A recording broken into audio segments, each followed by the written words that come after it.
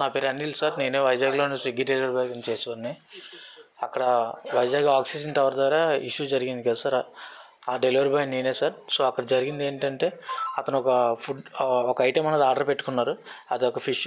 So మనకి fish అన్నది అంత త్వరగా ఐడెంటిఫై అవ్వదు కాబట్టి నేను ఆయనకి కాల్ చేస్తే ఆయన సరిగ్గా మాట్లాడలేదు సార్. ఎవరో నువ్వు delivery boy, minimum common sense లేదు, నీ ఓనర్ ఎవరో తెలియకుంటే అది చేస్తామని చెప్పేసి ఆయన మాట్లాడారు సార్. ఏంటో తలనొప్పి అని చెప్పేసి నేను దగ్గర చర్చ్ మొత్తం చేసుకొని నా ఫిష్ అన్నది ఐడెంటిఫై చేసుకొని అది ఎక్కడ ఉన్నదో అన్నది లొకేషన్ పికప్ లొకేషన్ ఐడెంటిఫై చేసుకొని నా అక్కడ ఆక్సిజన్ టవర్ పట్టుకెళ్ళాను సార్. అక్కడికి వెళ్ళిన తర్వాత పైకి లిఫ్ట్లో వెళ్ళి సెక్యూరిటీ అట్లా నెంబర్ ఇవన్నీ తీసుకొని నేను పైకి పంపించారు సార్. నన్ను పైకి తీసుకెళ్ళిన తర్వాత అక్కడ ఒక అమ్మాయి వస్తే నేను అమ్మాయికి డెలివరీ అవ్వడం జరిగింది సార్. డెలివరీ ఇచ్చేసిన తర్వాత నేను మళ్ళీ వెనక్కి లిఫ్ట్ దగ్గరికి వెళ్ళిపోతే సార్ పిలుస్తున్నారండి అని చెప్పేసి మళ్ళీ పిలిస్తే నేను వెనక్కి వచ్చాను సార్. వెనక్కి వచ్చిన తర్వాత ఏమైందంటే, అతను బయటకు వచ్చి, ఎరా నీకు మినిమం కామన్ సెన్స్ లేదా, ఎవరా నువ్వు అది అని చెప్పేసి అంటే, సార్ దేనికి సార్ అంటే, నీకు ఎవరో జాబ్ ఇచ్చింది అది అని చెప్పేసి నా మీద ఆయన రివర్స్ అవుతుంటే, అన్న నేను వచ్చిన పని అయిపోయింది, సో మళ్ళీ ఎందుకు ఇష్యూ చేస్తున్నారు, నేనేం అనలేదు కదంటే, అమ్మాయితో నువ్వు సరిగా మాట్లాడలేదంట అది ఇది అని చెప్పేసి అంటే, ఆ అమ్మాయితో నేనేం మాట్లాడలేదు సార్, జస్ట్ ఆర్డర్ ఇచ్చింది తీసుకున్నారు వెళ్ళిపోయారు అంతే, మీరు మళ్ళీ పిలిస్తే నేను వచ్చాను సార్, ఏమైనా పేమెంట్ ఇష్యూ ఉందని చెప్పేసి నేను వచ్చాను అని చెప్పేసి నేను అన్నాను సార్. అన్న మాటకి నేను అన్న అని పిలిచాను కదా సార్, అని నీకెవరు అన్న అని చెప్పేసి నా మీద రివర్స్ అయ్యి, నేను నీకు సార్ అవుతాను, నేను ఎవడో తెలుసా, నా స్టేటస్ ఏదో తెలుసా అని చెప్పేసి ఆయన నా మీద కొట్టడానికి వచ్చారు సార్. అన్నాని పిలుపు కోసం. సో అలా మీదకి వస్తే నేను వెళ్ళిపోతుంటే, గొడవ వద్దు సార్, ఇష్యూ వద్దని చెప్పేసి అంటే మీదకి వచ్చారు కొట్టడానికి. కాల్ రెడ్ పట్టుకుని లాగితే నేను అక్కడి నుంచి వస్తున్నారు, పైకి కొట్టడానికి వస్తుందని అక్కడి నుంచి వెళ్ళిపోవడానికి లిఫ్ట్ దగ్గరికి వెళ్తే లిఫ్ట్ రెడీగా లేదు సార్. 35 ఫ్లోర్లు మొత్తం అది. నేను పట్టుకెళ్ళింది 29వ ఫ్లోర్కి సార్, 2914. దాంతోపాటు ఏంటంటే అక్కడ డోర్ మీద నెంబర్ లేదు.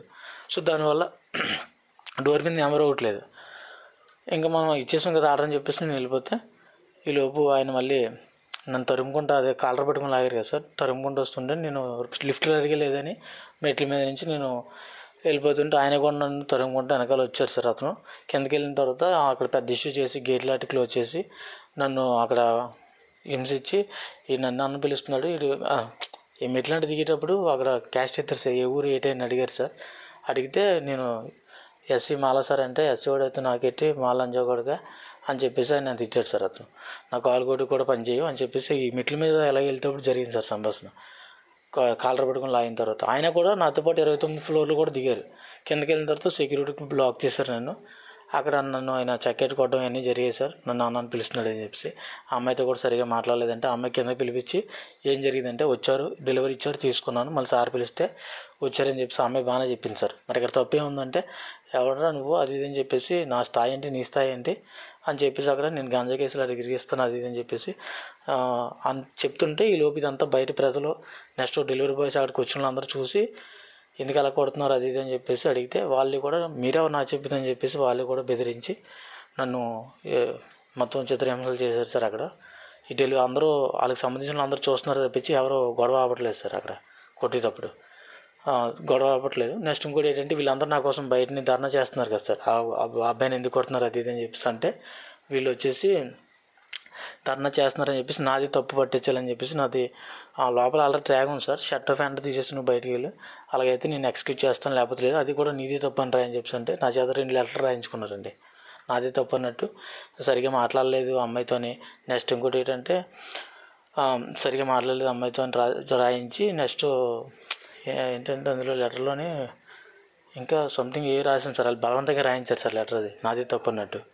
సో వీళ్ళందరి ముందు తలదించుకొని నా కోసం వీళ్ళందరూ ధర్నా చేస్తున్నారు కాబట్టి బయటని వీళ్ళందరినీ దగ్గర నన్ను తప్పు పట్టించడానికి ఆయన ఈగో సాటిస్ఫాక్షన్ అవ్వడం కోసం డ్రెస్ మొత్తం రిమూవ్ చేసి లెటర్ రాసి వెళ్ళంటే, నేను ఇంకా అక్కడి నుంచి ఎందుకు మనకి ఒక గొడవ, ఇది మన ఊరు కాదని చెప్పేసి నేను అలాగే బలవంతంగా లెటర్ రాయించుకొని సంతకం పెట్టించుకుంటే ఒక 15 గంట సేపు ఇంకా నేను హోల్డ్ చేసి ఇంకా చెక్కాటి కొట్టారు సార్. అది తిరిగిపోయింది చెక్కాటిన. అక్కడి నుంచి నేను అప్పుడు అందరూ క్రౌడ్ అంతా బయటకు వెళ్ళిపోయిన తర్వాత అప్పుడు నన్ను బయటకు పంపించడం జరిగింది సార్.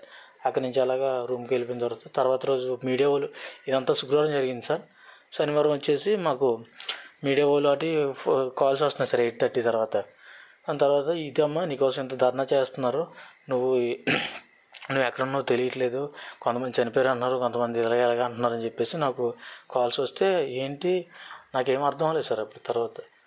తర్వాత నేను నాకు అర్థమైంది సార్, అక్కడ ఇష్యూ జరిగింది కదా, సో వీళ్ళందరూ అన్నారు కదా నా కోసం ధర్నా చేస్తున్నారు అని చెప్పేసి వాళ్ళందరూ ధర్నా చేయడం వల్ల ఇదంతా ఇంకా ముందుకు వెళ్ళింది సార్. దాంతోపాటు వీళ్ళందరూ నాకు సపోర్ట్ చేయడం వల్ల ఈ కేసు ఇంకా ముందుకు కొనసాగింది సార్. సో ఇక్కడ ఆయన చేసిన తప్పుకి ఏంటంటే నేను అన్న అని పిలవడం వల్ల, సార్ అని పిలవకపోవడం వల్ల ఆయన నన్ను అలా చిత్రహింసలు చేసి హింసించారు సార్. మరిన్ని వీడియోస్ కోసం ఛానల్ ని సబ్స్క్రైబ్ చేయండి. లేటెస్ట్ అప్డేట్స్ కోసం వాట్సాప్ ఛానల్ ని ఫాలో అవ్వండి. ఆ లింక్ డిస్క్రిప్షన్ లో ఉంది.